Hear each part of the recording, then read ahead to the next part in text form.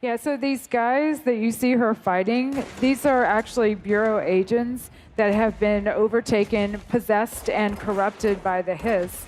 And some of them float up in the air, some of them, like this guy, attack her, and they take on different forms depending on how complete the corruption is. So she'll have a wide variety of enemies she'll have to defeat to regain control of the house. I love how calm she is. She's just Yeah, strutting through there, just shooting him down. She's like, I got this. With this chair. Yeah. Well, as the game begins, I mean, They are invaded by the Hiss, an otherworldly force. They kill the current director of the FBC, and Jesse is chosen to be the new director and has to get the house back under control. That's a rough first day. Yeah. Yeah, it's hard. Now, there's also, it seems like there's this, with the supernatural aspect, I know we're looking at this right now. I don't want you to give anything away, but can you tell us a little bit about how that affects the gameplay? well, Jesse has supernatural abilities that you're gonna hopefully see in a little one, and there's the service weapon, which is this transforming gun that only the director of the bureau can use. Like But then- Excalibur. Yeah.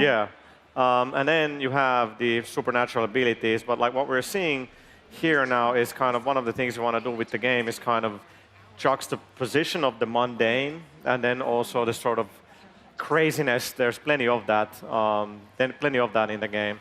So this clip is from the behind closed doors demo that we're showing here at E3. Just wanted to give people a sneak peek of it. I should maybe be quiet and let the images speak for themselves. Uh-huh. Yeah, this is normal.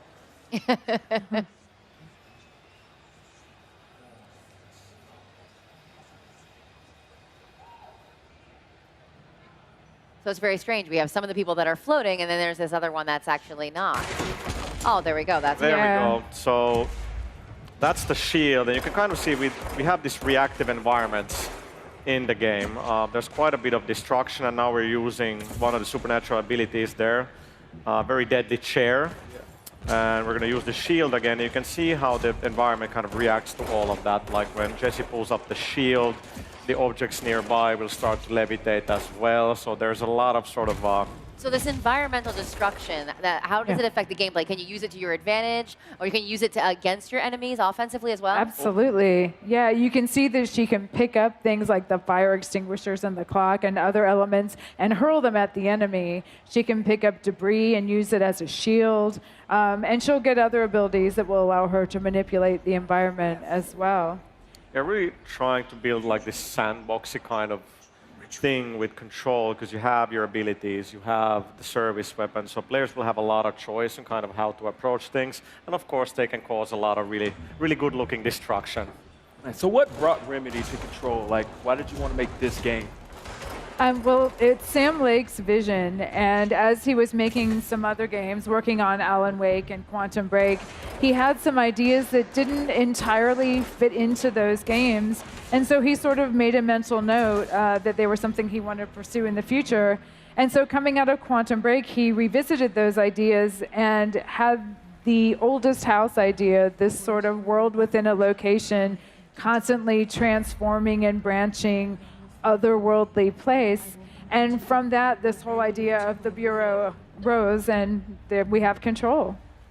Now, we know that she is trying to defeat the Hiss and also figure out what this whole, trying to get control of this whole Bureau is. Are there certain quests that she goes on? Is there tasks that she has to do to get to the next level? Is it broken up like that, or is it more like open world? Well, she's the director, so the director has lots of different jobs. Definitely not open world. Just want to make sure we're talking in the right terms. It's much more of a kind of open-ended game than what we've done before. It's more of a sandbox. You can actually kind of, the characters you meet along the way, not everybody's going to be hostile in the oldest house. And then on top of that, there's going to be some really challenging gameplay that we're not going to talk about just yet. All right, I like it. Gears Dark. Now, once again, we're seeing her service weapon here.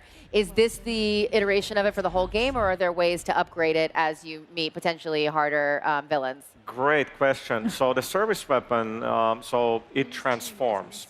So there's going to be different forms. So it's always the same weapon, but as you progress through the game, you'll get different forms.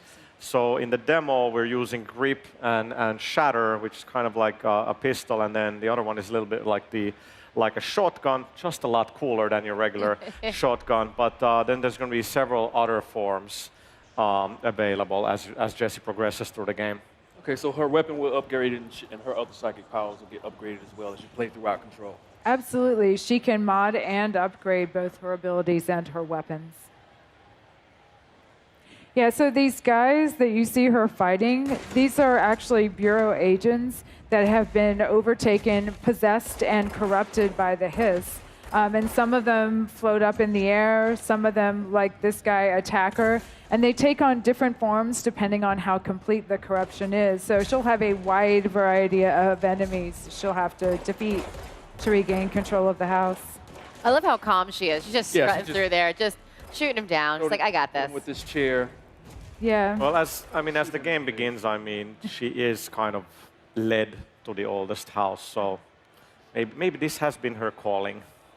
Yeah, which she discovers. The missions that we're showing you, this is roughly halfway through the game. So she does have a certain level of confidence here that she did not have in the beginning when she first discovered these abilities. And a lot of the challenge of this game is her learning to master these powers that have just been granted to her and discovering their limitations and what they can do. Now, I know fans of Remedy games obviously remember Max Payne. Were there any lessons you guys learned from that game that now, along with all the new technology that's available, that you really applied to Control? Yeah, you learn from every game, right? And we've internally talked a lot about, especially with Mixu, who's the game director on Control, how kind of Max Payne 2 really had everything. It had a great story, great action, a lot of replay value, and we kind of really want to make sure that Control has those same things, but we're bringing that sort of storytelling and mystery and those aspects definitely from Alan Wake into Control. You learn from every game, and I think it's been great to hear that when the trailer debuted in the PlayStation media briefing, which was an incredible moment for us. We've been working for so long to get there, and when people are like, what is that game? Yeah. And then 30 seconds in, I could hear people around me like, is that a Remedy game? And I was like, there is that trademark kind of visual aspect to our game, so that was very cool. Yeah, it's not just learning from our past games, though. Remedy always tries to innovate with every game that we make, so we are taking some narrative risks.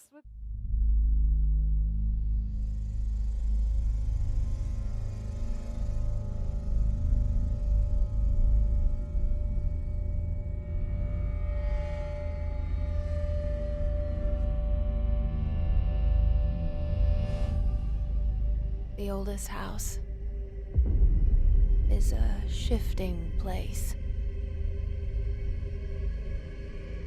There are rules and rituals. You can keep traveling deeper.